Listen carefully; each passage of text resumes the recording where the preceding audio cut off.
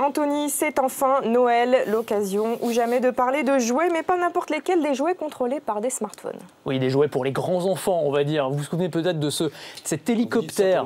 Ah, ben oui, mais absolument. Chaque jour, c'est pareil. Mais on adore ça. Vous savez, le petit hélicoptère, là, vous vous souvenez, l'air drone piloté par iPhone, ben voilà, il y a plein de jouets comme ça qui sont sortis. Et le dernier, c'est le Sphero. Sphero, c'est une balle qui est pilotée, téléguidée par son iPhone. Alors on peut faire tout et n'importe quoi, des parcours comme ça, comme quand on faisait avec les billes quand on était petit. On va pouvoir la faire tourner avec son smartphone, on va pouvoir faire du golf. Je sais que ça vous plaît beaucoup. C'est bien ça. C'est pas mal, hein, cette application. Ça aurait pu me servir ce week-end. Alors voilà, c'est peut-être un peu gros. En tout cas, voilà, ça peut servir aussi pour son chien. On peut s'en servir de balle. Ça va rendre complètement fou votre chien parce que vous pilotez avec l'iPhone et ça part n'importe où. Ça se colore dans tous les sens.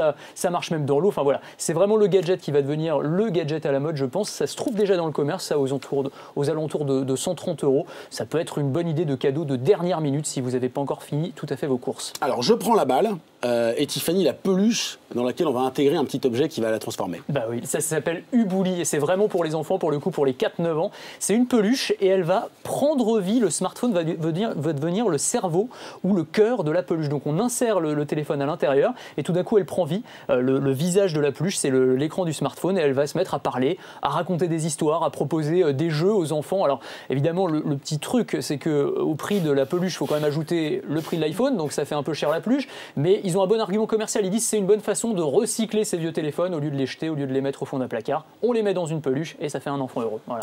Et si on n'a pas de peluche, Ronald, on peut aussi essayer avec le chien robot. Voilà, le chien robot de Bandai. Et c'est exactement le même principe, sauf que là, vous allez mettre le smartphone non pas dans une peluche, mais dans le visage de ce petit chien qui va là encore prendre vie. En fait, c'est un Tamagotchi 2.0. Vous vous souvenez des Tamagotchi? Oui. Les petits jouets électroniques, là, des animaux. Ronald en avait 2 ou 3. Voilà. Il mourrait au bout de 15 jours, globalement. Tiffany m'a attaqué en premier, je réponds pas. Il fallait s'en occuper, tout ça, fallait les nourrir. Là, c'est pareil, avec une application mobile, vous allez nourrir votre petit chien, être gentil avec lui, et en retour, il va vous chanter des chansons, il va vous suivre, il va prendre des photos. Enfin voilà, c'est un petit jouet. Alors celui-là, ce sera peut-être plus pour Noël 2013 parce que pour l'instant c'est un jouet japonais et la version n'existe qu'en japonais, donc à part si vous parlez couramment japonais, c'est peut-être à éviter pour l'instant. Mais en tout cas, ça va arriver en France. On va s'ouvrir à d'autres cultures, c'est parfait. Merci Anthony.